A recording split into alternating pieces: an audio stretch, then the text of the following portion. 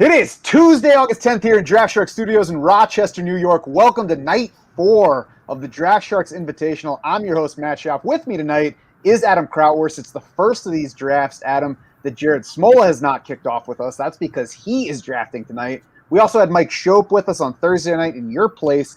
He is drafting tonight as well, so he's not on with us right now. We're going to introduce you to the full lineup in a minute, but first, let's run down the format for anybody who's unfamiliar real quick. It's a 25-round draft.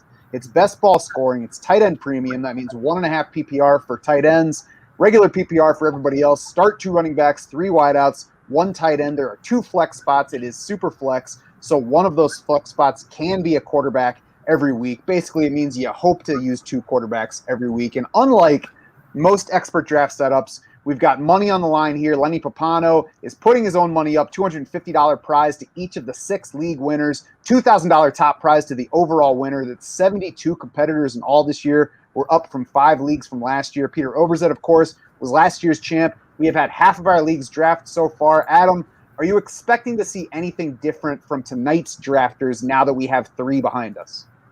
I always expect everything different with these drafts. I mean, there's so many different ways to build them. There's really no wrong way, you know. So I'm excited.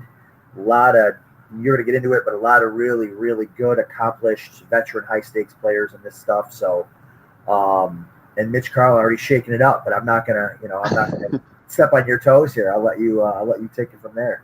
Right, you can't give anything away just yet. One of the things that we watched in last year's drafts too, I remember tracking, was when Mike Beers would finally take his first running back of the draft. He's one of the competitors tonight, so we'll see if he does something similar this time. But let's go ahead and meet those drafters so that we can start talking about the players that they're picking. This is the draft order for League 4 of the DS Invitational. It starts off with Darren Armani. He is the creator of FantasyMojo.com. Basically spends all his time either drafting or tracking drafts across FFPC formats. That's where we pulled the tight end premium from. So I'm not sure, Adam, whether that gives Darren an edge here or whether it confounds him, because you can't match this format with anything that he tracks on FFPC. You know, he probably tracks this. We just don't know about it. He's probably got ADP spreadsheets behind the scenes. I can almost promise you. We do know about it. He put it up on Twitter the other day, and he had it faded out so he could show everybody that he was going to draft against that he did have the info, and he was giving it to nobody. Oh, I missed it. Savage move by Darren. Number 2 in the draft order tonight. Darren, by the way, is at Fantasy Mojo on Twitter. Number 2 is Mitch Carl. He is the founder of Team Rise or Fall. He is a DFS aficionado, and he's someone that you have known for a while, right, Adam? Yeah, we've only known each other for like 30 years. So, yeah, Mitch and I go way back, and as you can tell, he's got some Western New York roots, so this will be fun. And he is DFSN Donuts on Twitter, so he puts it right out there what he's interested in, which I guess more of us could probably stand to do on there, so there's no secrets. Number 3, Brian Holzen is a high-stakes player who finished 2nd overall in the RTFFC tournament last year on RT Sports. He also placed 5th overall in their best ball championship. Brian has also tallied multiple league titles in FFPC Dynasty and Best Ball leagues, as well as the Football Guys Championship. Brian pointed out to me, though, Adam, that he has never won his home league in its 12-year history. Oh, gosh. You know what? It's funny. Home leagues aren't as easy. You know, you play in all these high-stakes leagues. Home leagues are tough because I don't have time to grind 97 trades like all these other guys do. You know, the guys who win the home leagues are the ones who rob the best players from another team. So don't feel bad, Brian. And not to mention, though, lots of people who win in these high-stakes leagues have, you know, a number of entries. In your home league, it's 1, so luck is going to play into everything. That's true.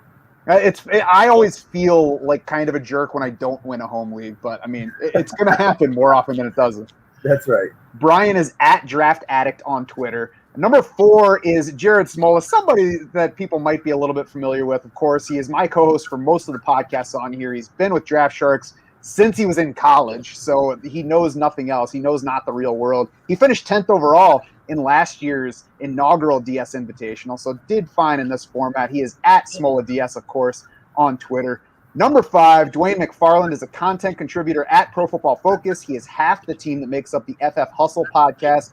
He once delivered content for DraftSharks.com way back before any of us was on board here. And he's a player, of course. Dwayne also has 3 FFPC top 5 finishes behind him. You can find Dwayne on Twitter at Dwayne Mcfarland, DWAIN. Number 6 is Dr. Rabib Agbatoba. And really, I'm not sure what to start with for him, Adam, because it's tough to say what's more impressive. You just might know Dr. Rabib as the back-to-back winner of the Football Guys Players Championship the past 2 years, a crazy feat in and of itself. The guy's also a skull-based surgeon. So that means that he does surgery to the bottom part of your brain and to like the nerves that are in that area. So, I mean, good luck making this guy nervous in a draft room. Yeah, that's definitely not happening, especially, with a guy like Habib who's a skull-based surgeon and does, 100 high-stakes drafts a year. So it's like right. he's in his sleep.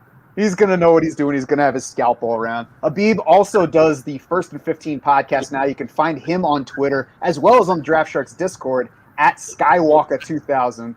Number 7 in this draft is Mike Shope. He's a longtime sports talk host on the radio daily at WGR 550 in Buffalo. I hope I didn't emphasize long time too much for him. He's also Adam's co-host for the Deep End podcast on the Draft Sharks pod waves. Adam, are you going to be calling out Mike's picks before he makes them tonight the way he was trying to do for you Thursday? I'm going to try. I haven't seen enough of his drafts. He sees all mine. But he texted me today. He said, if he can get the guy he wants in the first round, he feels comfortable for the next 6 or 7 rounds. So we'll see if he got his guy in the first round. There you go. Mike is at Shope Talk on Twitter. It's SCHOPP.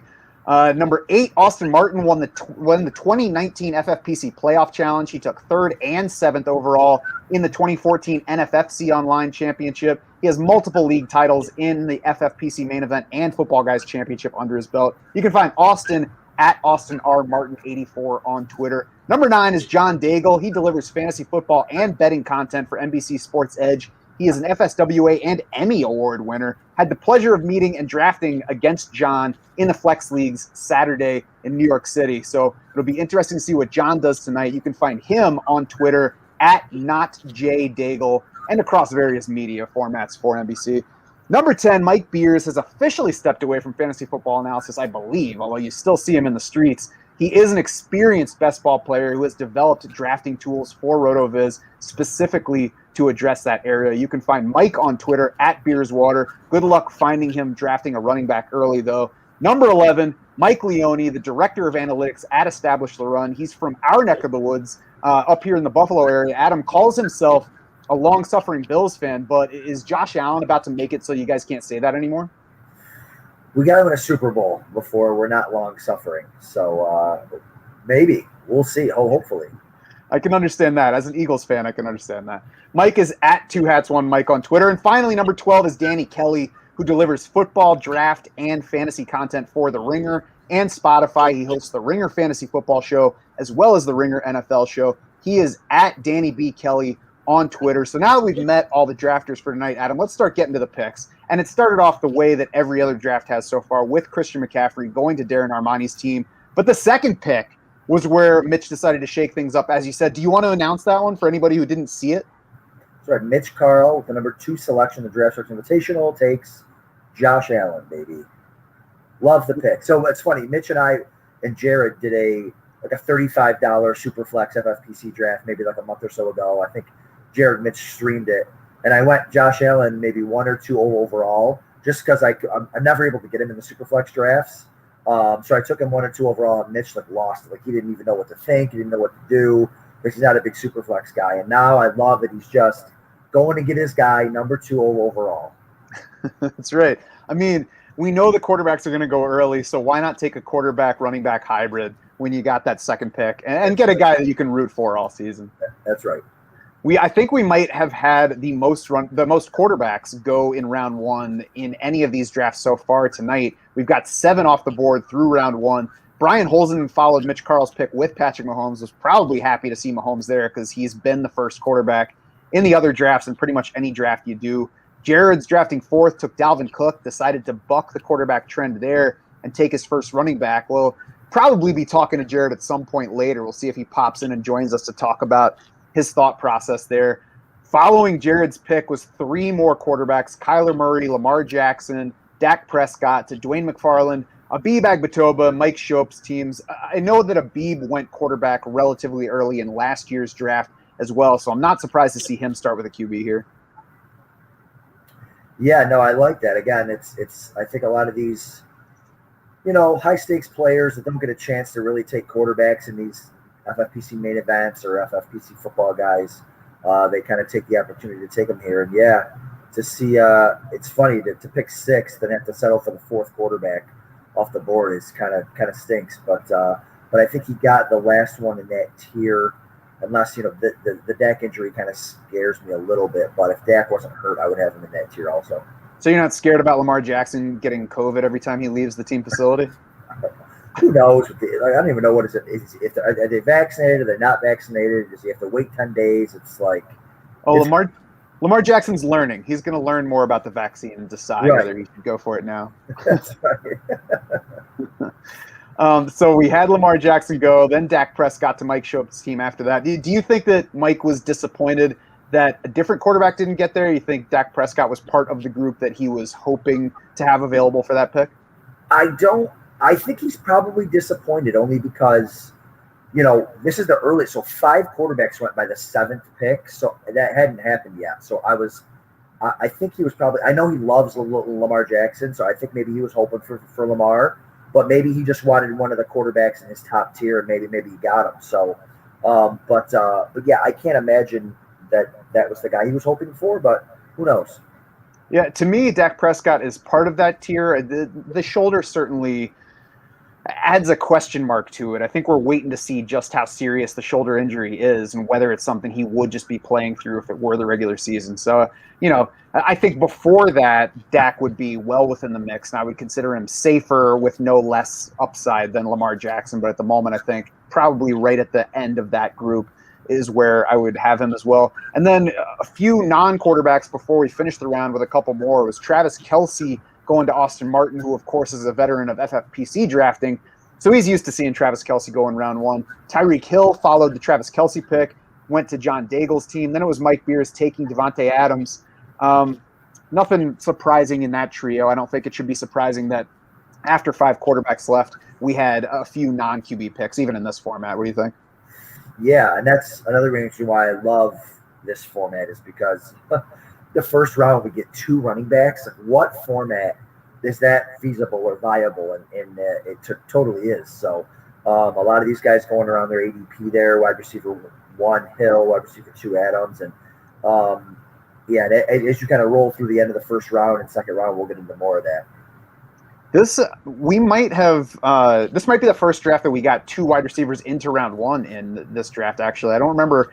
League 1 was light on quarterbacks, so maybe they got a couple of wide receivers in there. But I know that they were running back heavy and a little quarterback light, and wide receivers have drifted a little bit, but not a lot more of them overall through the first 2 rounds. And we'll catch back up with those picks. After the Mike Beers pick was Russell Wilson to Mike Leone's team. Then Danny Kelly doubled up on QB at the turn. Justin Herbert and Jalen Hurts. That's QB7, QB8 off the board. Jalen Hurts has dipped a little bit in overall ADP lately with kind of all the Deshaun Watson rumors. Obviously, Danny Kelly's not too worried. I'm sure it doesn't hurt that it's his second quarterback, even in a format where you want to have 2 play. Adam, are you more wary on Jalen Hurts right now than you were before the most recent spate of Deshaun Watson talk?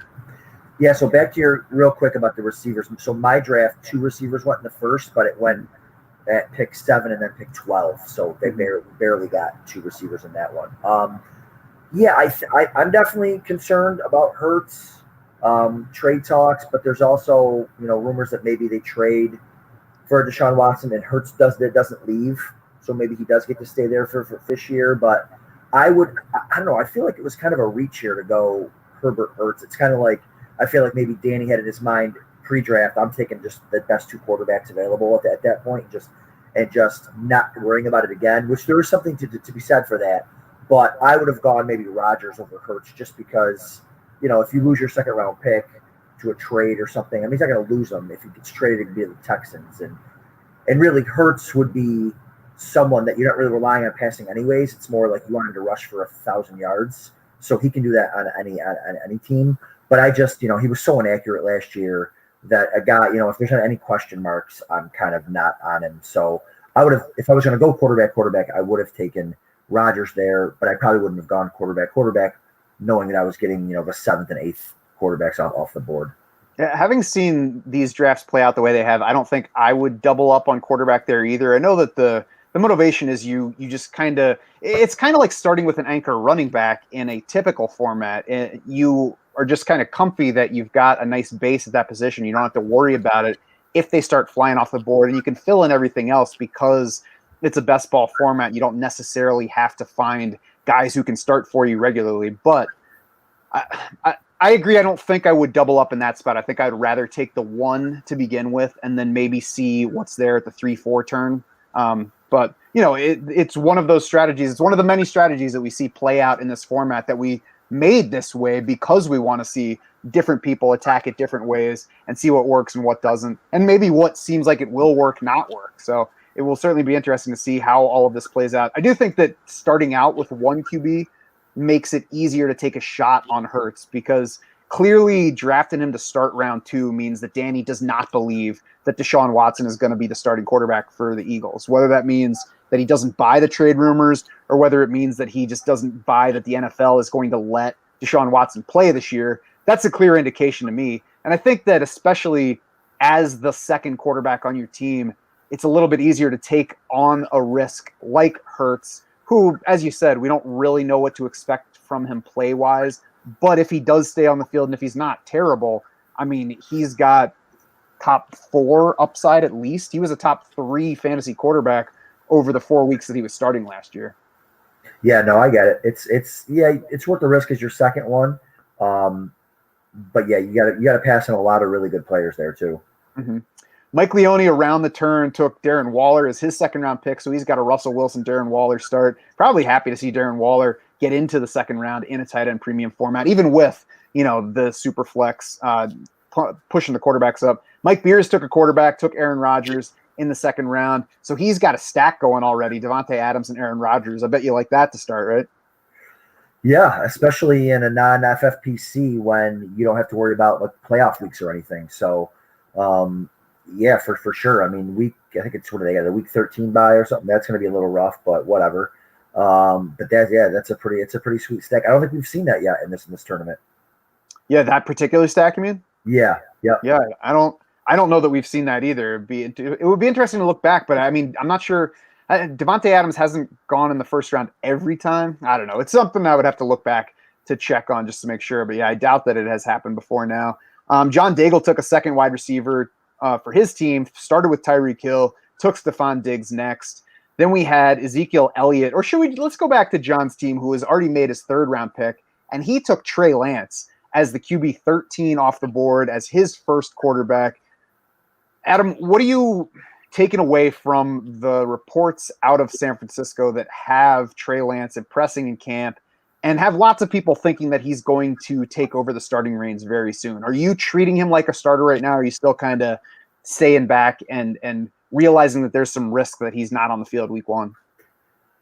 Yeah, I don't think I've taken Lance as my number 1 QB yet. If I did, I came right back and grabbed another one that was already guaranteed a spot. If I took Lance, I probably took a Matt Stafford, Ryan Tannehill with him just in case. I view him as the starter in a sense where I think he's going to play way more than the majority of the games. Right? I think he's going to start week 1. I think it's a coin flip.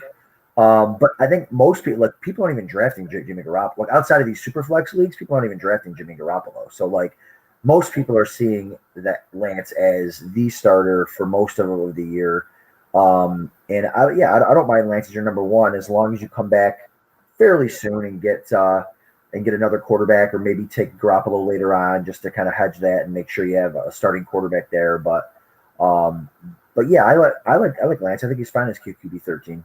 I think there might be a little bit too much certainty that Trey Lance is going to start very quickly for the 49ers, because I did hear John Lynch too say that Jimmy Garoppolo is playing the best he has since he's been a 49er. And I mean, this is a team that's not, built looking toward the future like the Jets or the Jaguars. This is a team that was just a couple years ago in the Super Bowl. It still has a lot of pieces on defense. It still has some of the offensive pieces from that game, including Jimmy Garoppolo. So I don't know.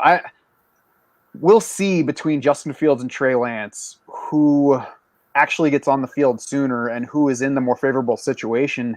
It's it's tough for me to look at the two of them and say that I believe Trey Lance will get on the field sooner, but I guess you have to factor in the team took him 3rd overall. He's been generating positive buzz, and Justin Fields stayed on the board until the 11th spot. Yeah, and again, Lance is to me he's in a tier, right? So like I would take Fields over him. I would take Burrow probably over him, even though there's some issues going on with him there mentally.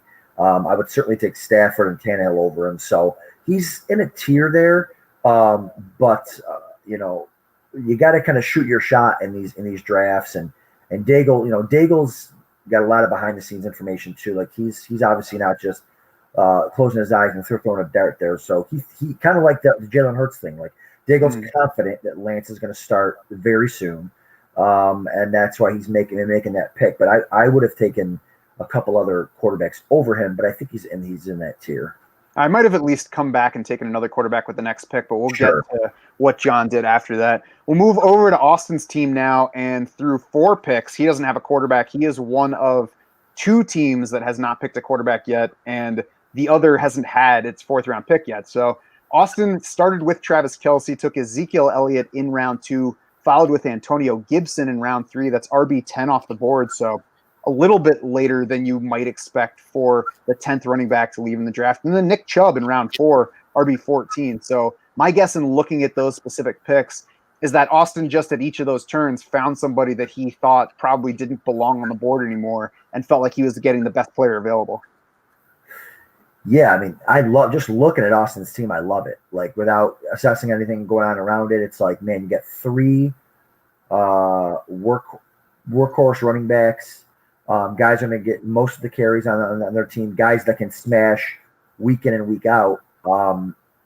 Yeah, I love that. And then plus he's got the GOAT at tight end up there. It's Travis Kelsey. So it'd be interesting to see what he does the rest of the draft, right? Hopefully he doesn't touch running back for a long, long time because he doesn't need to. And you have to start with the 3 receivers. So it'll be interesting to see if he decides to come back here and grab 5 or 6 receivers in a row. And I don't think he probably didn't expect Chubb to be there. Where did Chubb go before? We're trying to look.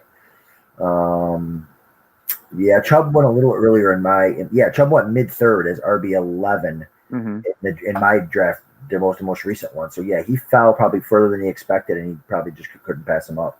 Yeah, and that's more like his ADP across more standard draft styles. So. Sure. I agree. There's some value to him here. I would expect that Austin's not addressing running back for a while after this. Going to have to mix quarterback in there somewhere, but we'll have to watch and see what he does. And our boy Jared is also not scared about not having a quarterback to this point. So we'll get to his team in a minute. Mike Schopp is picking after Austin Martin as we come back around the 1-2 turn. Took Alvin Kamara as the 4th running back off the board in round 2. That's pick 6 of round 2. Followed that with DK Metcalf in round 3, and then Justin Fields is his 2nd quarterback. So he's got similar upside to Trey Lance in Justin Fields. Got him later, not a ton later, but it's another 9 picks later in the draft, QB 15. So Joe Burrow went in between those guys, and we'll get back to where he went. But Adam, what do you think of Mike's start through 4 picks? Yeah, I like it. I like Fields. I love Fields, especially in this. In this best ball type thing where you don't have to, you can just draft him and leave him, and then when he starts, you're good as long as you draft enough quarterbacks here.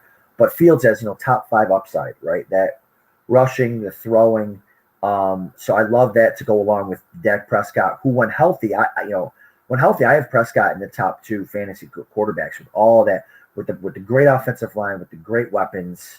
The great running back. I mean, they could just score at will. So if Prescott's healthy and you get Fields with top 5 upside, top 5, top 6 weekly upside, I love that start for him. Metcalf's a monster. Kamara is going to be a volume hog. So yeah, I can't complain about what Mike's doing right now. And I talked about my question on Trey Lance. Obviously, it's a similar question between these 2 guys. History tells us that we should expect to see a rookie quarterback who was taken in the first half of round 1. We should expect to see him sometime within the first half of the season, and most likely around the first quarter mark if he doesn't start the first game. Now, there's probably a better chance that Trey Lance starts right away if he proves ready for it, given how high they drafted him and that they moved up to that spot to get him. I guess the reason that I feel better about Justin Fields starting early is that despite what Matt Nagy says, that team is just not one that I expect to come out and be successful, especially with a couple of tough matchups in the first few weeks. They have the Rams and Browns on the road within the first 3 games. I think week 4 has been my over-under for when we see Justin Fields. Yeah, that might be high. I mean, they're going to be playing for their job. Like you said, those coaches they got to do well, and they drafted this guy in the first round, and he's just going to be so much better. He has to be so much better than Dalton. They're going to get him in there as quick as possible, and I'm excited. I'm excited to watch him play. I know a lot of people, including Jay Moyer over at FF Astronauts, had him as their number 1 quarterback prospect. So I'm interested to see him. He's got some weapons there. I'm excited to watch him get out there. And you can hear the excitement of the prisoners over at Adam's house banging on the walls just to get Justin Fields out there. Way too many prisoners here. We had, a half rookie quarterback run. We had Trey Lance, Justin Fields go in the same area. Trevor Lawrence went right after Justin Fields. He went to champ Rabib Agbatoba's team, started again with Lamar Jackson. Then he got Austin Eckler as the 5th running back off the board in round 2. So we had a patch of running backs in the middle of round 2, just like in the previous draft. It seems like something that we should expect going forward, especially if a league goes QB heavier the way the past 2 did before this one. So Austin Eckler, RB5 in the second round to Rabib. Justin Jefferson in round 3 as the wide receiver 6. Trevor Lawrence as QB 16 followed Justin Fields off the board in round 4. What do you think about Dr. Rabib's start here, Adam? Well, I'd love to see that he's got Eckler as his RB5 there, because I know I love Eckler. I know everyone at Draft Sharks is super high on Eckler this year, so it's nice to see the back-to-back champ is high on him also. So that's really cool. Swift, in the 5th round. I mean, RB16 is about maybe a little bit later than where he's been going, maybe RB14, somewhere in there, or RB15, sorry. But yeah, so he got him at normal value, and he's got 2 quarterbacks, 2 running backs, a receiver, and yeah, Lawrence, I'm kind of hit and miss with. I don't know what to expect with him. Again, I probably like him over Cousins, and I probably like him over Mayfield for sure. Lawrence, what I don't know is how much rushing upside is he going to bring. I mean, I know he can run. He's very athletic, but how much is he going to run? How much do they want him to run? The sky's almost the limit for him fantasy wise if he can get to that kind of 400 or 500 yard rushing mark, which would be pretty awesome. For me, it's Trevor Lawrence over Trey Lance because we know he's going to be starting week 1. Although I guess there's been some on Gardner Minshew coming out. But Trevor Lawrence can certainly run plenty. He called his own number near the goal line a lot, especially last year at Clemson. So I also think that team has a better chance of passing 60% of the time than the 49ers do. So I just think overall there's as much upside to Trevor Lawrence as there is to Trey Lance, and definitely a greater certainty that he's starting from early in the season. But, it's also not the kind of question where I think that you're absolutely wrong if you think Trey Lance is the higher ceiling guy, because he clearly showed that he has that kind of ceiling with the way that he ran the ball at Boise State. Not Boise State. What the heck am I talking about? North Dakota State. Same area of the country. It's all Idaho. Yeah, what's the difference? So Dwayne Mcfarland's drafting next to Dr. Rabib. He started out with a quarterback as well. Kyler Murray at 5. Aaron Jones at RB6 in round 2. I would imagine he was happy to see Aaron Jones last that long. Joe Mixon in round 3 as the RB9. So solid couple of running backs to follow his top 5 quarterback there, Adam. And then a couple of tight ends in consecutive picks for Dwayne Mcfarland. Yeah, to get tight end 4 and tight end 5 here in rounds 4 and 5. I'm trying to look back and see. Yeah, Hawkinson went in the 5th round of mine, and Pitts went in the 4th round of mine. So, yeah, it's about the same. And I know Dwayne likes, so I listen to their podcast, him and Brian Drake over there, the FF Hustle. Love that podcast. Listen to that every single week. And I know he likes Pitts, but he's kind of like me, where he doesn't know if the volume is going to be there, or he doesn't know. He's a rookie tight end. He's going to have to shatter, every rookie record in the world to kind of pay off at that price. But maybe this is Dwayne's him getting shares of him here. And as your number 2 tight end, I mean, how I feel about Hawkinson. I think Hawkinson's the top 3 tight end this year, but So yeah, I like that start.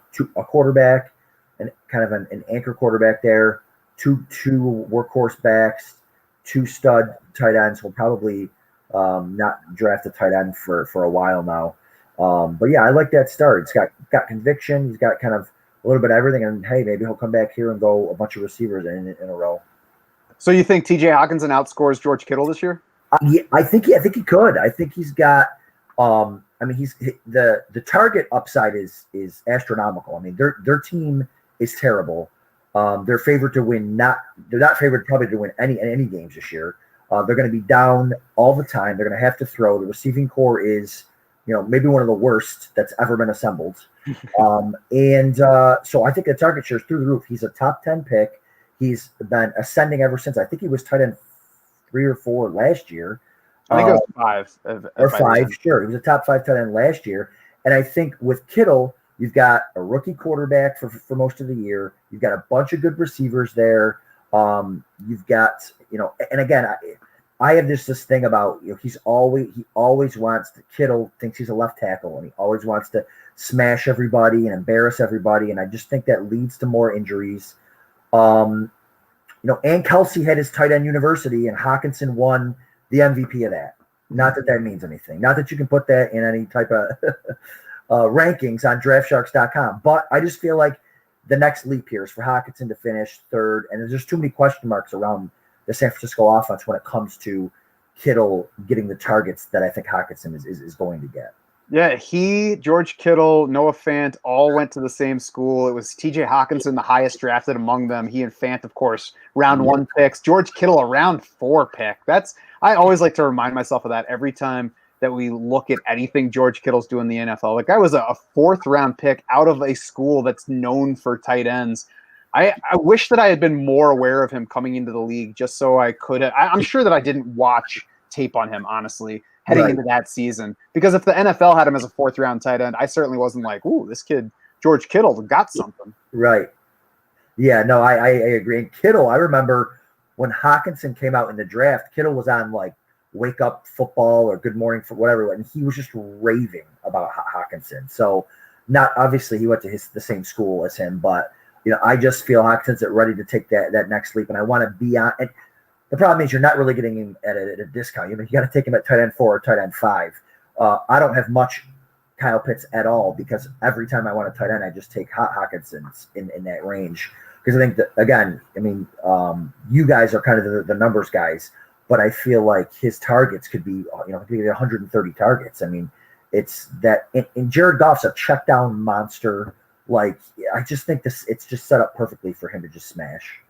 I agree. I mean, we always look at what happened last year, and then we look toward the next season. We say, who is going to be this guy that blew up fantasy football next season? And I think that the comp for T.J. Hockenson is he could be what Darren Waller has been for the Raiders the past 2 years, because they don't have the Lions don't have anybody as good right now as Nelson Aguilar was last year. That's where they are at with wide receivers.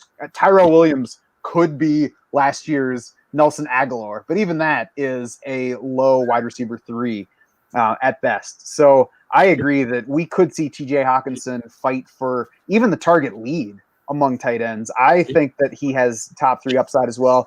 If somebody wanted to bet me on George Kittle versus T.J. Hockenson number-wise, I can't say that I would put my money down on the Hockenson side if it's even money, but I absolutely think he could beat Kittle, and I'm not sure I would put my money down on the Kittle side if it were, an even money bet.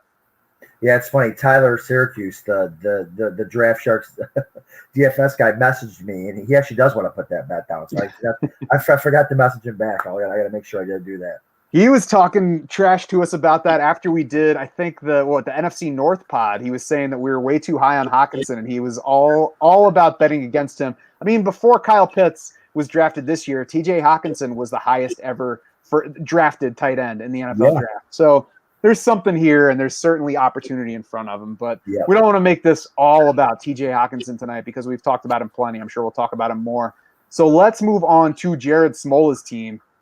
And through 4 rounds, Jared did not have a quarterback. He was, he was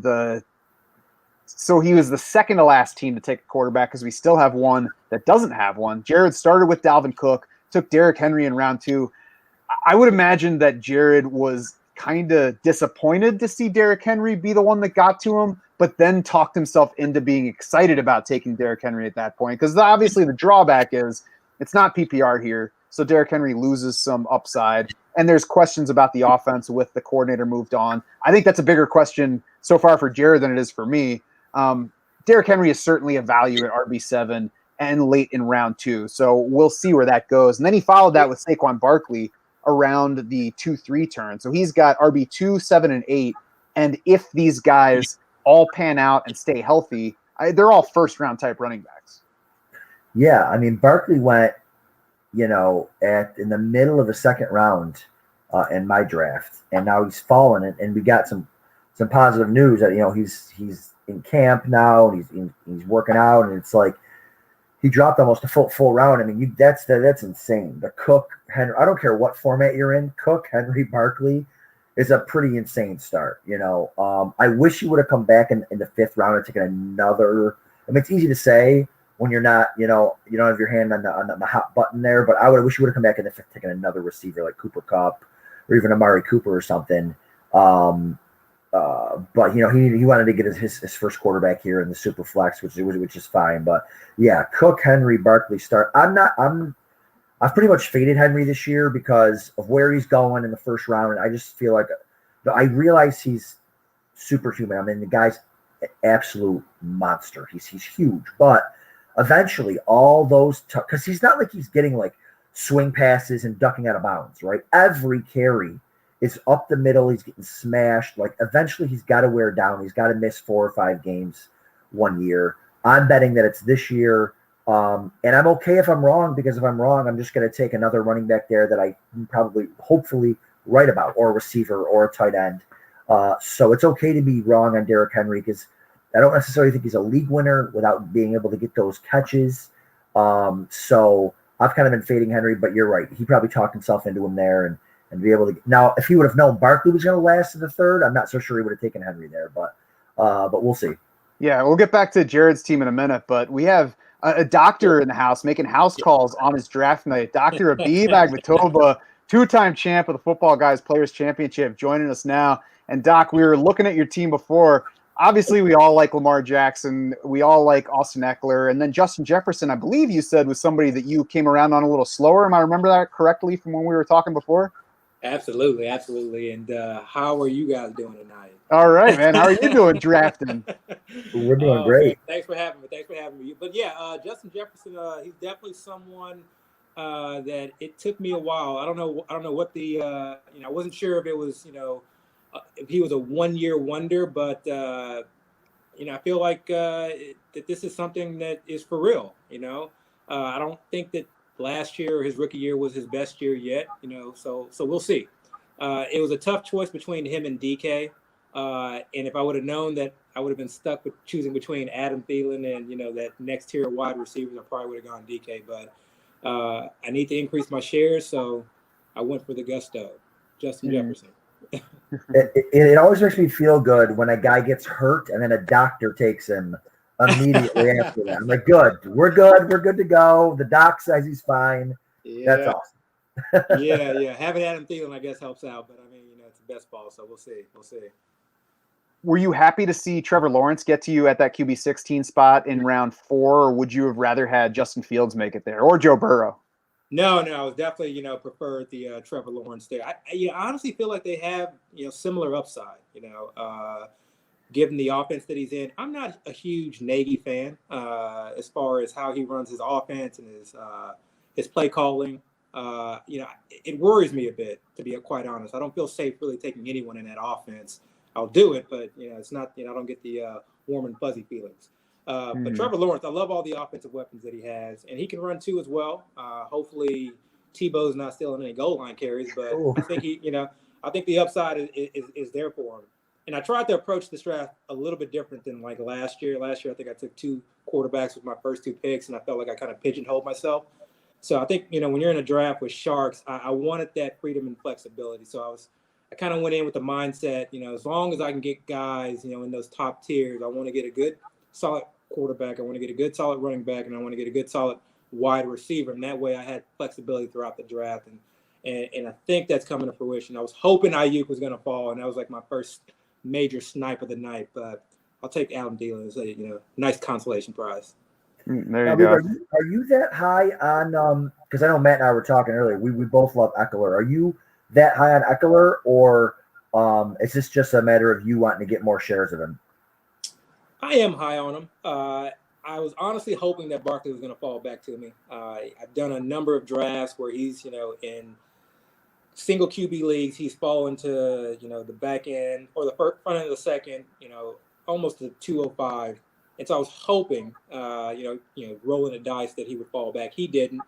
But again, I kind of went in with the mindset that ideally I get, a number one wide receiver, quarterback, and running back. So it's kind of one of those things where I could have taken him or even another running back in that third round. But I figured, if I got to pick between Austin Eckler and Saquon Barkley, as much as I love Saquon, let me go with Austin Eckler with the hope that maybe Saquon would fall back to him. And he didn't, but it's okay. Now, through 7 picks now, you've got 3 running backs, and behind Eckler, you have DeAndre Swift and Miles Sanders.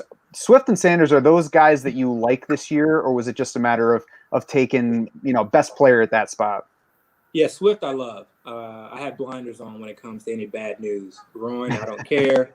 RBBC, I don't care. Like, I could care less. I love the offensive line. Believe it or not, I like the coordinator that he's with. They themselves have talked about using him in a Kamara-type role.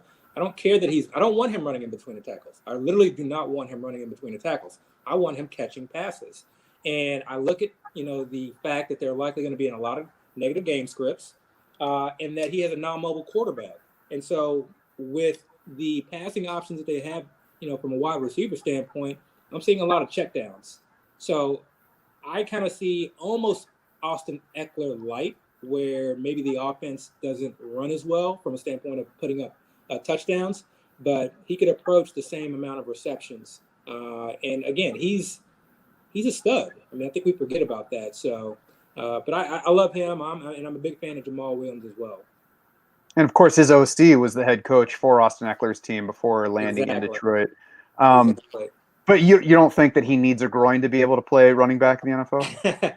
I like that he had his groin injury, almost 2 months before the regular season. Plenty of time. Let him take it. It's good that he's out on the field, kind of doing drills and not, in the trainer's room or somewhere where he's not visible. So I'll take that for right now. Yeah, in all seriousness, I think that it's a good sign that he is practicing. I did the shark bite for that bit of news earlier today, and I think the fact that DeAndre Swift is on the field and they just take him out of team drills, that says it's not really that big a deal. Because if they were at all worried about it, they would just sit him off to the side like they did with Tyrell Williams when he dislocated a pinky. It's the time of year where they're overly cautious. So the fact that Swift is practicing at all, I think, means you shouldn't worry too much. Absolutely. And yeah, as far as Miles Sanders goes, I'm not high on him, but I will take him at a discount. And I think in best ball, where I don't have to worry about when to start him, given where I got him. I got 3 solid RBs. Now I can really just start hammering wide receivers. And I love a lot of the mid and later round wide receivers. I'm very comfortable with some of those wide receivers in that range. So I never feel like, even in in this format where you have to start 3 wide receivers, I don't feel pressed to try and get those 3 wide receivers earlier, just because there are a lot of guys that I like late. And again, in the best ball format, I can really go to town now that I have my QBs taken care of. I have my running backs taken care of. I can focus on wide receivers, and I got a couple of sleeper tight ends that I'll probably hammer later in the draft. Did you have any hesitation in taking Adam Thielen since you already had Justin Jefferson on your team, or was it just like he belongs at this range? Oh, no, absolutely. I definitely had hesitation. Who's it? Mike? Mike took Brandon Ayuk right before him. So Ayuk was at the top of that list. And Adam Thielen, I felt like there was a clear tier cutoff there. I wasn't going to reach for Claypool or Beckham. I like those guys, but I would have, rather have taken those guys a round or so later. So, Thielen, obviously, he's got he gets the red zone looks. It's a narrow target tree. So between him and Jefferson, I'm just hoping that all the passing volume goes to them. I may have to do sort of kind of a weird I don't know what you call it, a naked stack where I just get all the Minnesota passing options. And I think you got them all already. Well, Irv Smith's still on the board. Hopefully nobody's listening. but yeah. We'll see what happens from here on out. And I see most recently you got one of your boys from Houston, so you might just be able to kick back the rest of the way from here, right?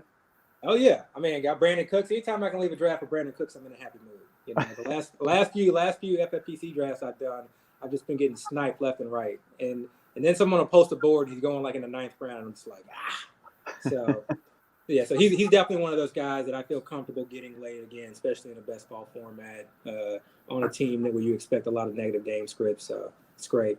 I think my next pick here, I may have to shore up another position. We'll see.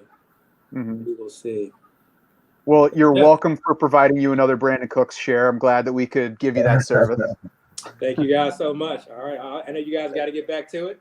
I'm gonna hop back in this draft and try and hopefully, catch me some more wide receivers here. Yeah, we'll let you get back to hunting for Vikings pass catchers. Thanks for joining us, though, Dr. Rabib. It was nice to have you drop in. Absolutely. Thanks, Rabib. You guys have a good rest of the night.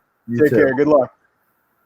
All right, so let me get this board posted back up, and we'll get back to Jared's team that we were talking about before, because we were talking about him taking that quarterback after Allen Robinson. So just to recap Jared's team while I'm trying to share it again, he's got Dalvin Cook, Derrick Henry, Saquon Barkley, Allen Robinson, Baker Mayfield in round 5 as the QB 18, Odell Beckham in round 6, Jerry Jeudy in round 7. Adam, I would bet, so I know that when Jared got to that point in round 5, he's like, I want to make sure that I get a quarterback who's going to be starting all year because I don't know what's making it back to me around this turn. I think had he seen that only one more quarterback would be taken between his pick and his 6th round pick, I think that maybe he could have waited there in hindsight. But I think from that spot, I would have been surprised if somebody had told me that there would only be one more quarterback taken before my next turn.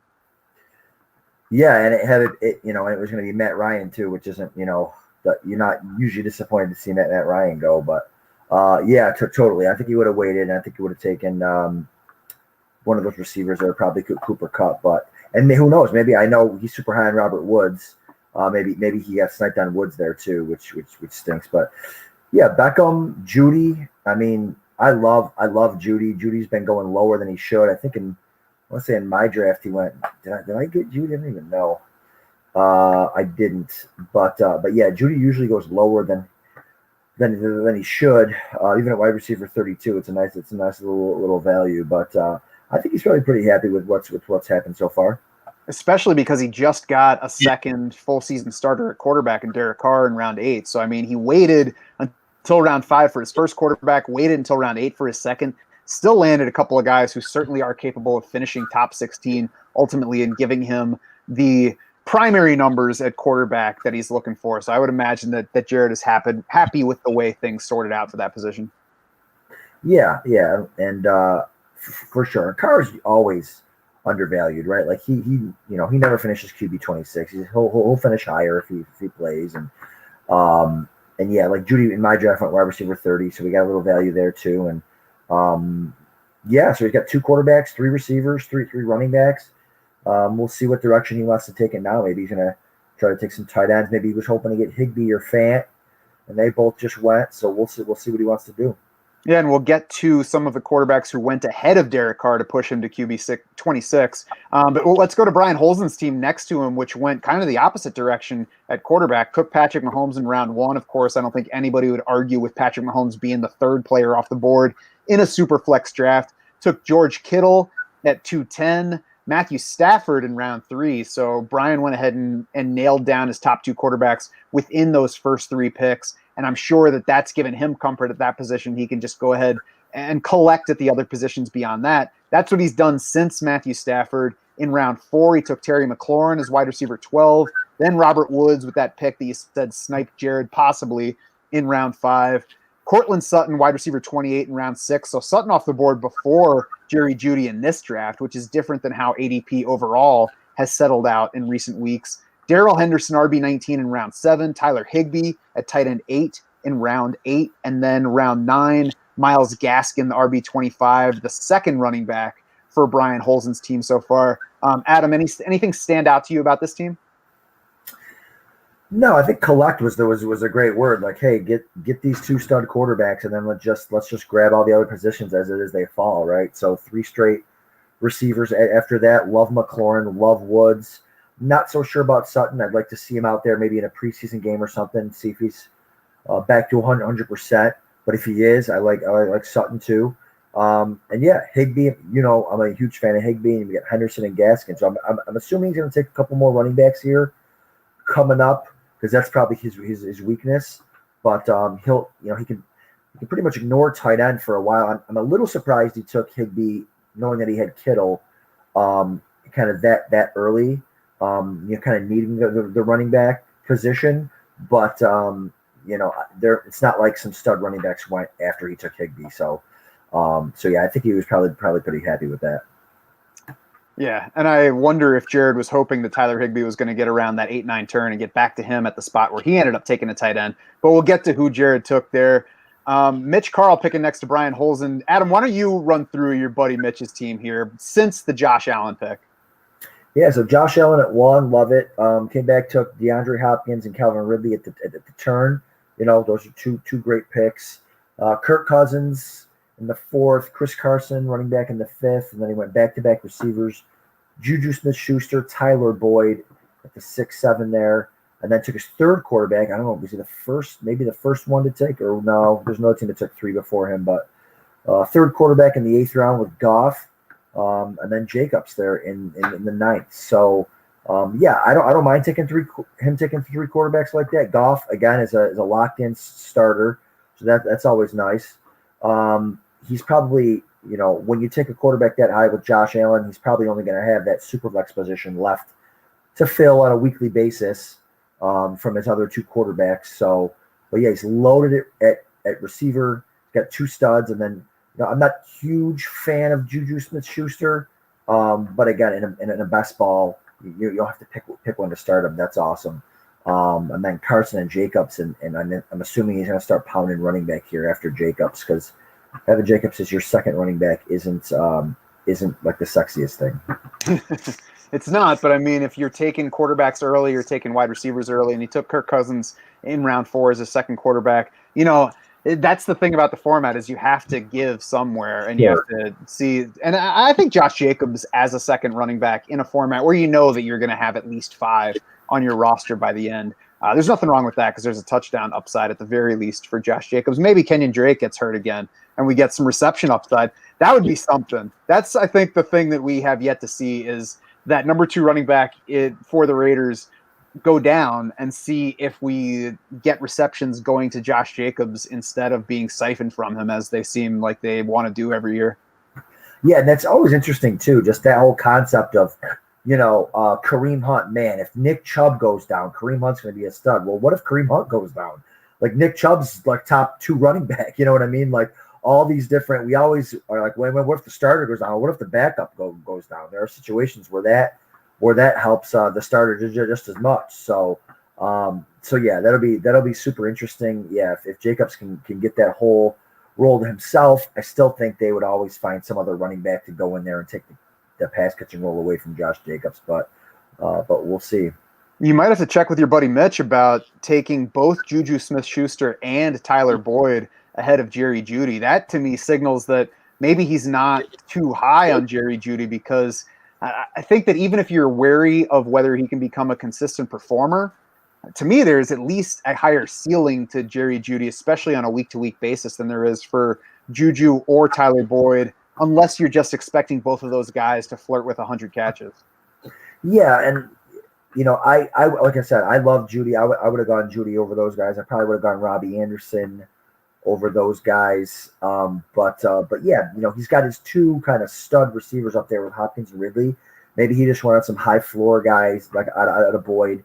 I mean, I'm kind of way off Juju this year just because I think he's the 3rd most talented receiver on that team. And Ben is, his arm is hanging from a thread. So, but I love Tyler Boyd. I take him every year. He's always undervalued. If the line in Cincy is as bad as they're saying it is, Boyd's going to get a ton of work, quick work from Burrow. So I love the Boyd pick.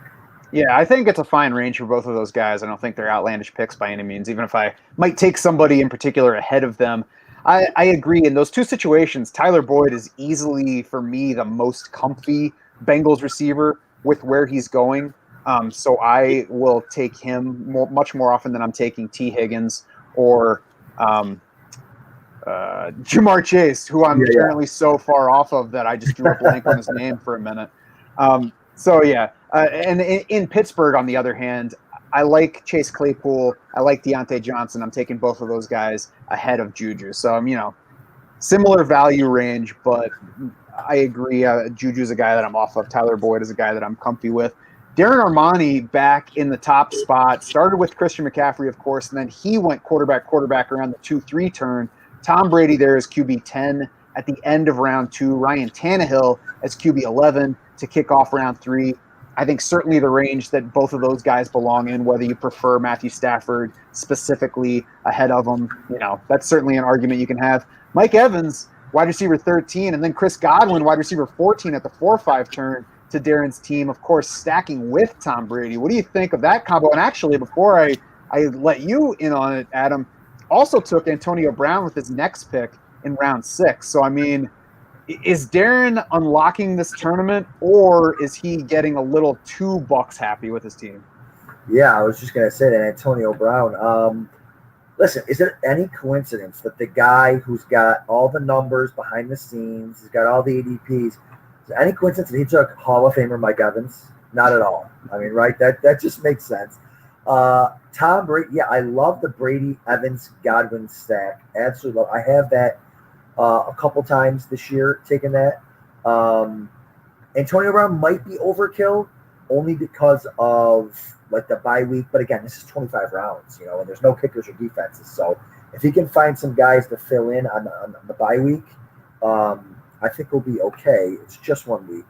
But yeah, listen, there are really smart people out there that think that, Tom Brady's can throw for 50 touchdowns. And to have his whole offense, that's pretty that's pretty sweet. So I like the fact that he took a running back, McCaffrey, and he realizes that probably McCaffrey's worth 2 running backs if he's healthy. So take that running back, fade it for a while, load up in other spots, and then go from there. So here's my issue. If Mike Evans and Chris Godwin and Antonio Brown all deliver at their wide receiver 13, wide receiver 14, wide receiver 30 picks, then Tom Brady is going to have a monster season. He is going to throw 50 touchdowns or 6,000 yards or whatever. He's going to go crazy because he has to support that kind of wide receiver scoring.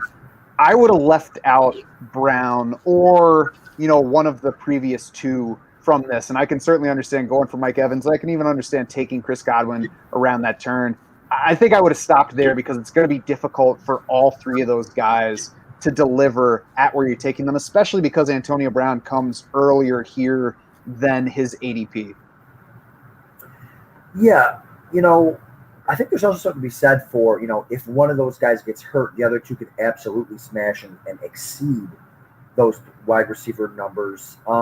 And best ball is a crazy thing. It's all about timing. It's all about there's a lot of luck involved when guys score their touchdowns. If you have all your players score all their touchdowns in 3 weeks, that doesn't really help you because you got guys on your bench that have smashed and you don't get the points. So I think with receivers, which is why I really usually like waiting on receiver in best ball, because if you can just get those weeks from your late round picks where those touchdowns come in separately, these guys are going to score. Like if Deshaun Jackson, for example, if he scores 3 touchdowns this year, he's going to get into your starting lineup probably 3 times. They're going to be long touchdowns. It's just doesn't coincide with the weeks where your other receivers ahead of him don't score. So I don't know. It's hard for me to kind of play the whole ADP game with that. Again, I wouldn't have gone Evans, Godwin, Brown. But I think it's kind of neat, and I think it's probably something that no other team is going to be able to get. There's only two drafts left, but I think we'll be pretty unique in that build. Yeah, it's going to be certainly interesting to watch here. One thing that he could have done, I'm trying to find, so Julio Jones, I guess maybe at the Chris Godwin spot. Wide receiver 14 is probably a little early for Julio Jones, but that would be a stack with Tannehill. It's just in general, rather than looking for specific players, it's the opportunity cost. I mean, to take Chris Godwin to go with Mike Evans, you got to pass on Robert Woods, Cooper Kupp. To get Antonio Brown, you're still passing on guys like Jerry Jeudy, Robbie Anderson. So I don't know. For me, I would have held off on Antonio Brown. Actually, personally, I probably wouldn't have taken both of the top two guys, but certainly wouldn't have taken the third. So, maybe Darren will be somebody that we talk to about that specific stack, and maybe he does have some data that points to just owning the passing game, or maybe he's just all in on the Bucs, doing everything this year that they did last year. Yeah. David Montgomery followed his Antonio Brown pick. Noah Fant in round 8. Laviska Shenault in round 9. So started building out that non-Bucs area of the wide receiver core with Shenault as wide receiver 38 off the board.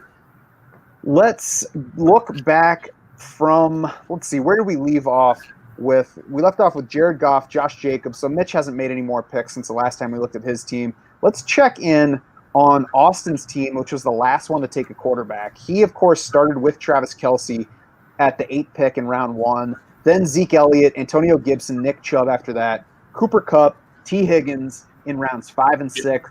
His first quarterback was in round 7. It was Ryan Fitzpatrick. No stack with Ryan Fitzpatrick, so, that's not a bad thing. But, Adam, what do you think about Ryan Fitzpatrick, QB 21, as the first quarterback for this team? It's fine. He's going to grab a couple more. And I love, and the reason why I think it's fine, because I absolutely love his first, 3-6 picks. I mean, we already spoke about the picks earlier, but he's able to come back and get Cooper Kupp, who I know we love over at the Draft Sharks. T. Higgins, who I personally think is really good, especially. I prefer these Bengals. I prefer these Cowboys. I prefer these, these Bucks in best ball, because then you don't have to pick which week. Like you said, Antonio Brown, Godwin, Evans, they all have to smash. Well, then you got to also, if you have to set the lineups, you got to pick which weeks they're going to smash.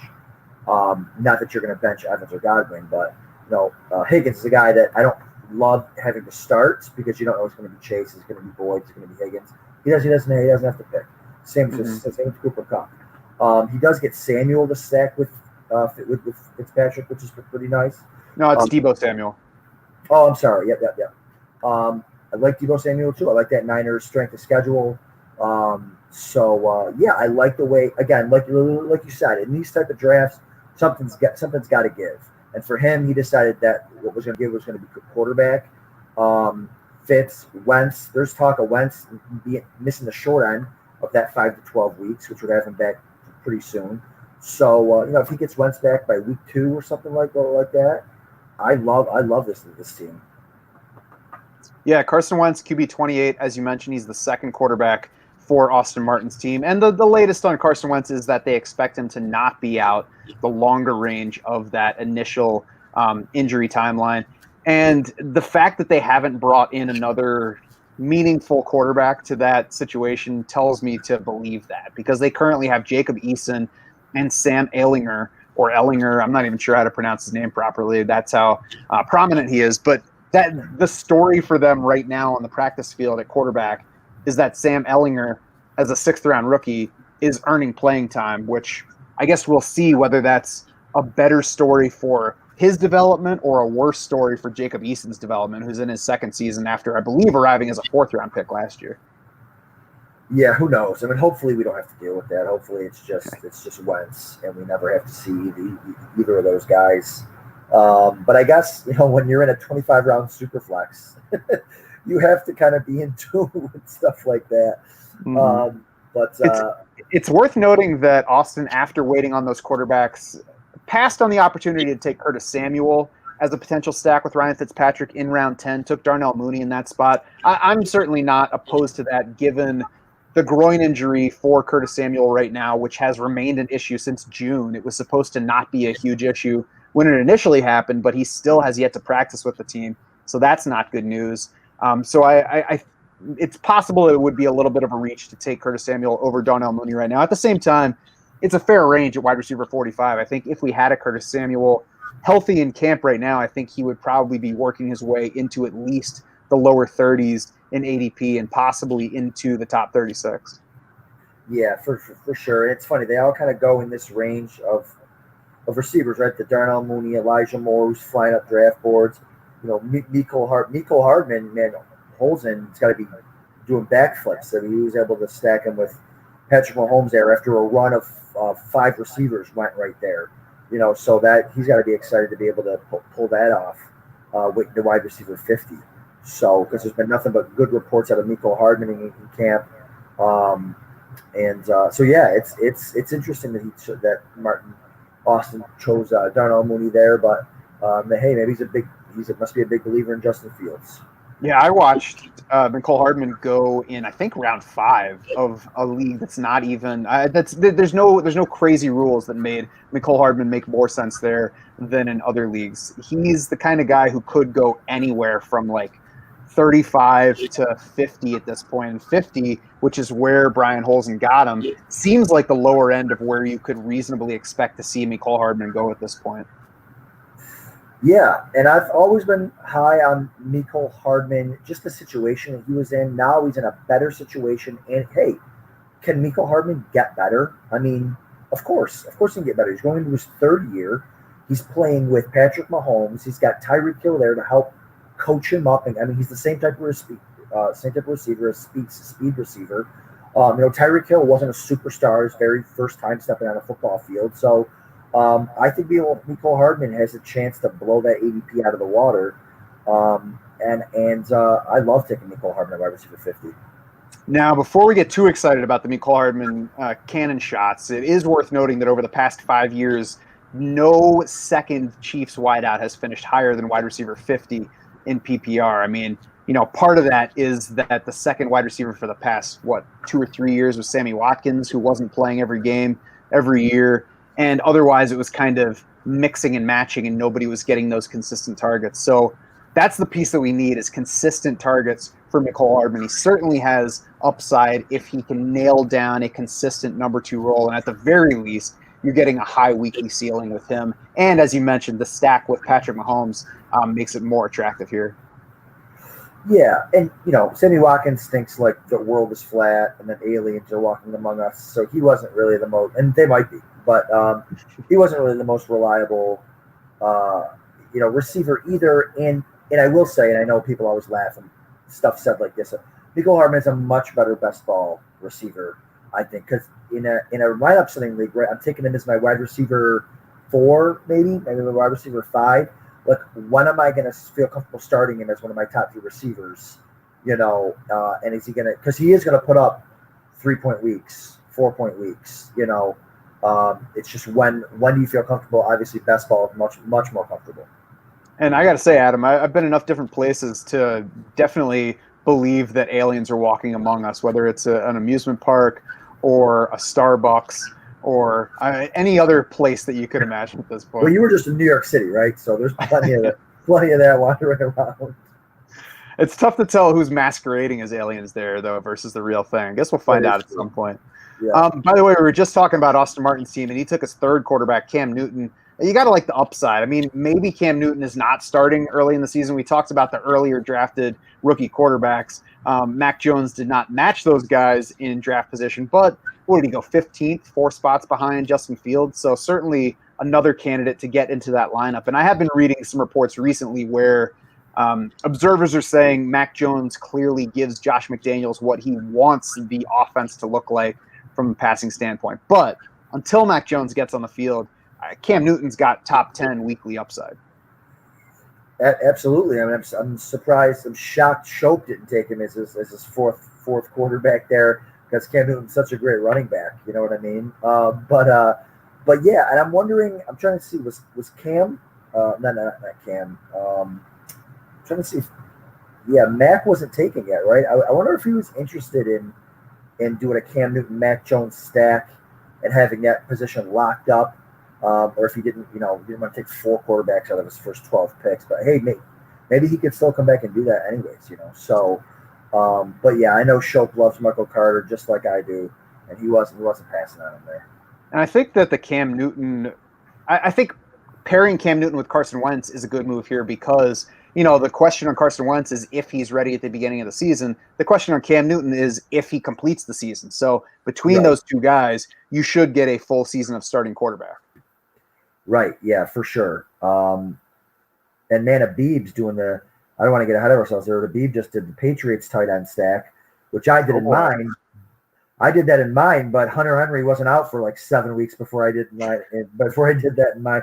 But hey, I was actually going to ask you tonight on the show if we talked about it, and here's the perfect segue is does Jonnu go a little bit higher without having Hunter Henry there? And I don't think he did. I think he went around the same time. Yeah, tight end 14 seems about where he tends to go. I think he can slip past there. I mean, I think it's fair to weigh Jonnu Smith against Evan Engram and Mike Gesicki at this point. I can't say that I have a huge favorite among them. I guess I would feel a little bit better about Jonnu Smith now with the Hunter Henry injury without moving him significantly up my board. Evan Engram is my favorite among those three, but I think Jonnu Smith belongs right there in that mix. And I think that mix also includes Irv Smith and Robert Tonyan. Irv Smith's a guy that I'm barely drafting this year because I just don't see the ceiling just volume-wise that everybody else does for him. So I wouldn't be mad at anybody who took Jonnu Smith ahead of Irv Smith. Yeah, so I took him at 13 and 16, and he got him at 14 and 18, but I think I took Hunter Henry I took Hunter Henry at 16. Okay, yeah, so he only dropped 2 spots here. I'm wondering if Abib just didn't care. He just wanted to get that stack, which I still think is a pretty sweet little stack in these tight end premiums. Best balls, too, when you don't have to pick which one, and I would have thought maybe Jonnu would go a little bit earlier. Yeah, like you said, maybe I had Irv Smith or Tonyan up in there, knowing that he's going to have the first, I don't know, maybe month to himself. Yeah, I mean, yeah, I Hunter Henry, it's a little bit early for me with the shoulder injury, knowing that he's going to be out 2 to 3 weeks now. I would probably be off him at this point, but I'm not going to go nuts over somebody pairing him with Jonnu Smith at that range of the draft.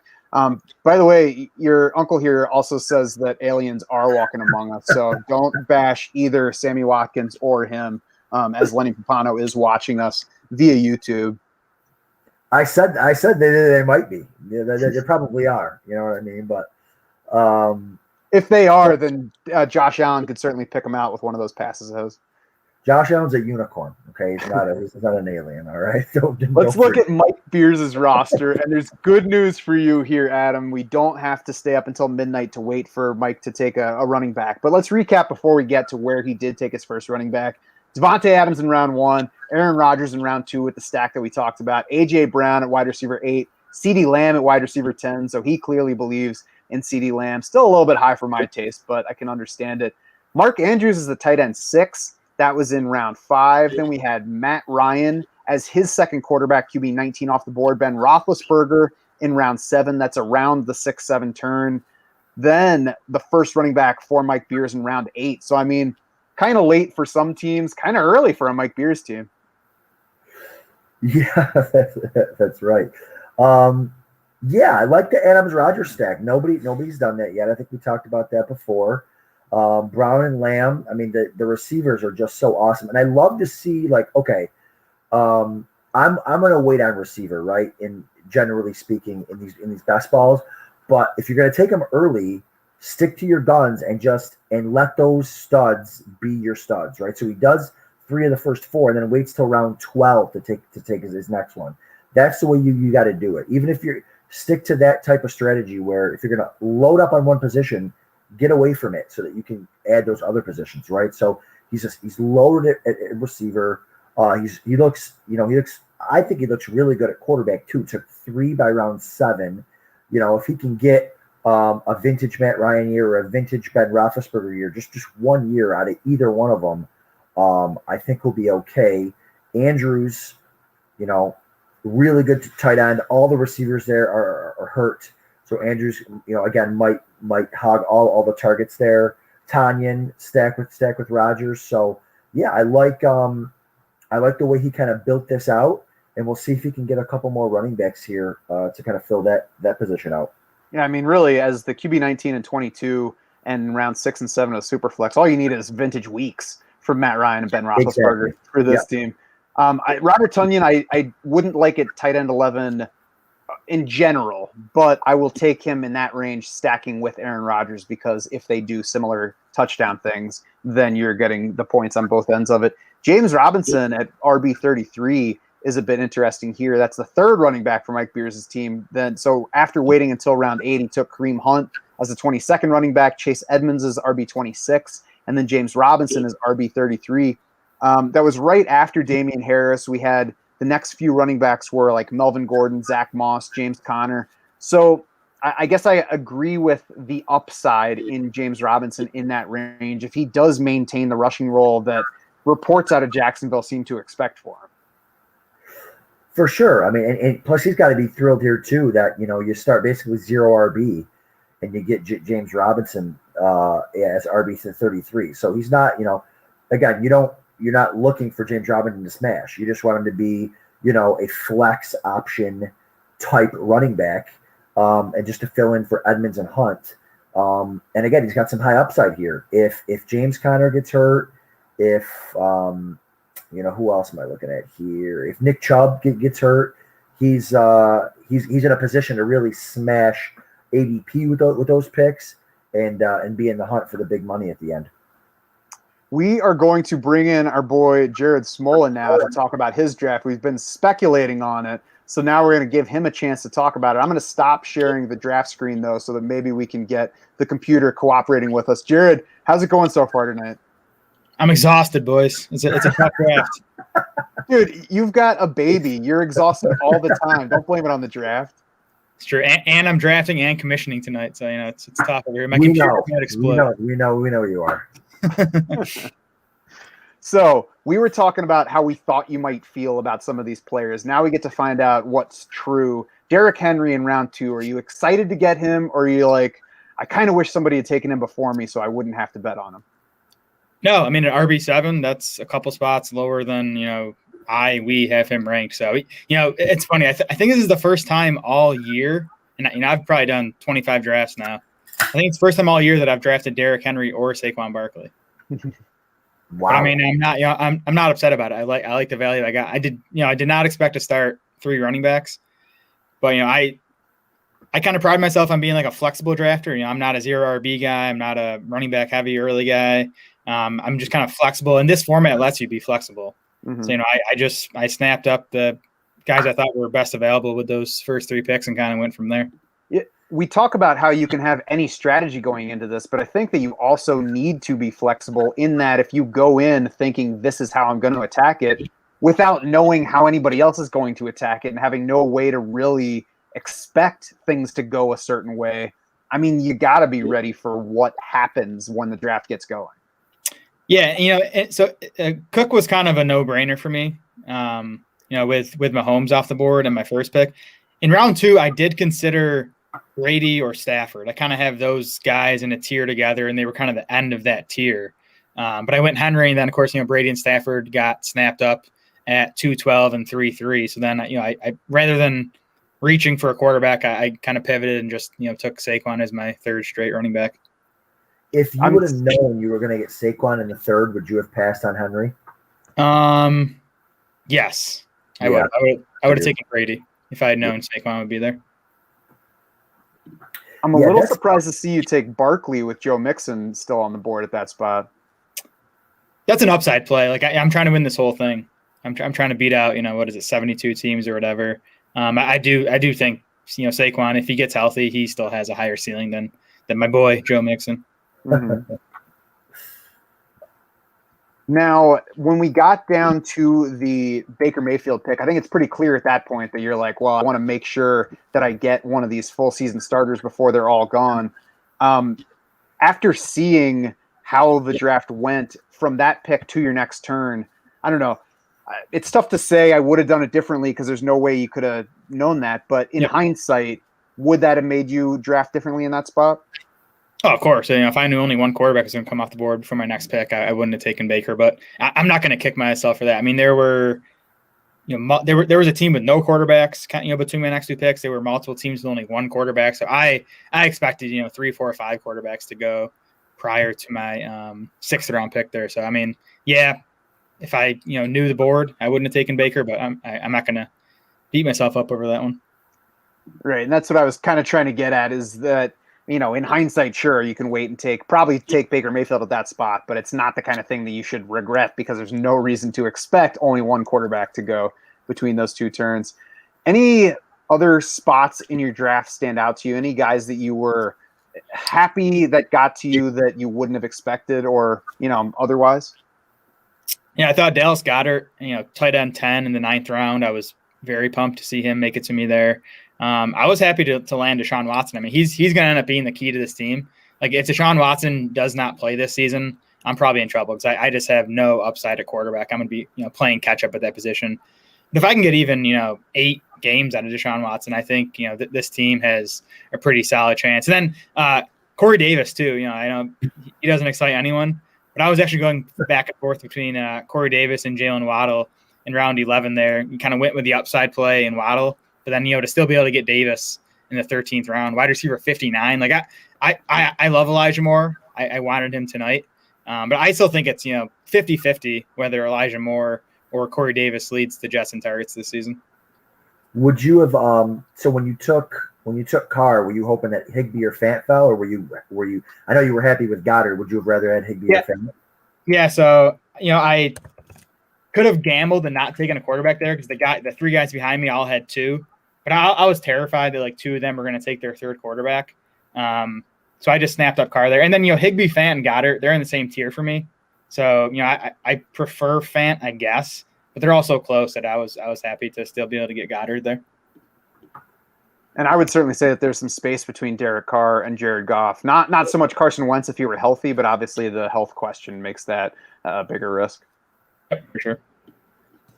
All right, Jared, I think we'll probably let you get back to commissioning and drafting because we're going to be heading to bed here pretty soon while you finish out this basically the second half of this draft. All right, sounds good. Good work today, boys. Hey, thank you. You too. Keep building. Yeah. See ya. All right, Adam, let's post this draft board one more time for people. And Jay Reed, by the way, another one of our drafters, I believe half of the Chase the Helmet tandem, right? He is half to Chase the Helmet tandem, yeah. He's watching the draft, says he likes how Darren Armani has built his team, similar build with the Cowboys stack. So for the Chase the Helmet squad, it was Dak Prescott, Amari Cooper, CeeDee Lamb, Dalton Schultz. For Darren, of course, we talked about it was all the Bucks. So there you go. I might not be comfy with it, but Jay Reed likes what he's doing. He loves it. Yeah, it's nice to get those stacks and these best balls and especially with these high score. I mean, they're expensive, but they can be very, very high scoring. Mm-hmm. So any other picks stand out to you since we left the board? We have to catch up a little bit, but I mean, we're getting into the range where we're in the 60s at wide receiver. We're in the 40s at running back. Do any of the running back values at this point surprise you? Does it surprise you, for example, that, say, Tony Pollard so often goes ahead of somebody like Jamal Williams? I mean, to me, it's a no-brainer between them. Tony Pollard's not going to be worthwhile unless Zeke Elliott goes down. Jamal Williams, the Lions say that they want him to be worthwhile all season. Yeah, I think again, it's based on build. It's based on upside, right? Like Jamal Williams will probably score, not probably. If Zeke Elliott doesn't get hurt, Williams will definitely score more fantasy points than Tony Pollard. But Tony Pollard has top 7, top 10 upside. I mean, if Zeke goes down, Pollard smashed last year. He scored over 30 fantasy points in the game that Zeke didn't play. So that's an upside play there. That's a 0 RB play. As you see, Brian didn't take a running back to round 7, and now he's just kind of loading up on the position. I like Pollard for that scenario. But yeah, Jamal Williams is going to score more fantasy points if Zeke doesn't get hurt. A couple other things I know. Looking at Shoke's team, I know we got a lot of the guys that I knew. We talked about Ayuk the other night on the show. I know he likes that San Francisco passing game. He's always, he's been talking up Zach Wilson, and I know he likes Elijah Moore. So we got that Zach Wilson, Elijah Moore stack. He got the Gallup, Amari Cooper, Dak Prescott stack there. So yeah, I think he's probably pretty happy with his draft.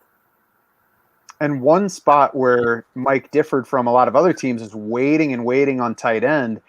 And I would imagine he's got to be happy with what he got tight end wise after waiting until round 12, taking the 17th tight end off the board as his first. It's Gerald Everett, and then he followed with Austin Hooper at tight end 22.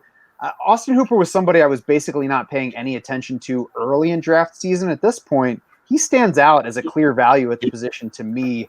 I guess, it's possible that I'm overrating the one report, or maybe it was even two reports, about the Browns saying that Austin Hooper is going to remain a key part of the offense. But, just reading how much they paid him last year, that alone says we want Austin Hooper to be strongly involved. And if you look at his target counts, his target shares last year, he was above 15% throughout the year. Even when the number came down after his appendicitis, he was still above 15%, which is a solid rate for a tight end. So I think Austin Hooper has become an underrated player and could stand out, especially in these tight end premium formats. Yeah, I think Hooper's a great pick. And just like you, Matt, I was not really paying any attention to him until recently, until maybe the last 2 or 3 weeks, where they've been talking about some good reports. And also he came out and said, listen, last year I was not right after my appendicitis. I didn't feel right. I didn't feel normal. Yeah. So you follow the money. He's making a lot of money. I still think he's good. He's not old. He could, I think he is a guy that's gonna exceed his ADP for sure. Just how high is it going to be? Is it going to be some crazy top 10 type season, or is he going to kind of hover around like tight end 14 or 15? Mm-hmm. Adam and I will be heading off of the stream here pretty soon. We've gotten more than halfway through this draft. You can follow the entire draft board in the Draft Sharks Discord. You can find a link to join the Discord if you're not on it already in the YouTube post for this. It should be in the Facebook post for this.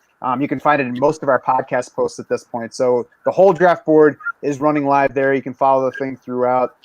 Let's take it through the end of round 15 here, Adam, and we're still in the 40s at running back. We're into the 70s at wide receiver, and around the 14-15 turn, we had Gabe Davis, T.Y. Hilton go. Gabe Davis at wide receiver 70, T.Y. Hilton at wide receiver 71. We talked about Carson Wentz's positive reports on his foot recovery recently. I think one spot where there hasn't been any rebound and is where his wide receivers are going ADP wise, because there was some excitement about Michael Pittman earlier. He was climbing up ADP boards. I'll have to look back and see where he went in this specific draft. But T.Y. Hilton, wide receiver 71, I mean, as long as Hilton's on the field and Carson Wentz makes it back, kind of soon, Hilton seems like he'll pay off from that range. Yeah, I mean, if Hilton plays, he's gonna outscore wide receiver 71 for sure. I just think he's just kind of toast, but I don't think there's huge upside there. Gabe Davis, I like that pick much better. Gabe Davis, I think, led the Bills in receiving touchdowns last year, and he had 3 called back. I think he's fine there at wide receiver 70. He's going to score 5-6 touchdowns this year. Like I said, those guys will start for you. And it's just interesting. You get guys like T.Y. Hilton. He's going to outscore his wide receiver 71 ADP, but he's going behind guys like everybody, really. Even Rashad Bateman taking a wide receiver 57, the guy who I love, but he's in a super run heavy offense, and he just it looks like he obliterated his groin or his hamstring or something today. Couldn't even get off the practice field. He's going. T.Y. Hilton's going behind guys like that. So we'll see. I'm more of a if I'm going to bet on that passing game, I'm betting more on Michael Pittman than I am on Hilton. But it's fine. And Michael Pittman, similarly, I mean, even if you don't like Hilton, Michael Pittman went wide receiver 49. So that's the first Colts wide receiver off the board in this one. And, we're also talking about an offense that didn't have an early drafted tight end. So it's basically everybody saying, I don't want any of the Colts pass catchers. I mean, wide receiver 49 is the first pass catcher. That's more than people are staying away from the Lions offense. And I think when Carson Wentz comes back, it's a more attractive pass offense in Indy than it is in Detroit. So I think, whatever Colts wideout you like, and I believe Paris Campbell's not even off the board yet. So, whichever one you choose or whether you're spreading it around, I just think that it's a pass offense that you can buy at a discount right now that could, within a month from right now, could look much better. Yeah, absolutely. I'm surprised that Shope's up Paris Campbell last this long. That's mind blowing. But he's clearly got running backs and tight ends on the mind.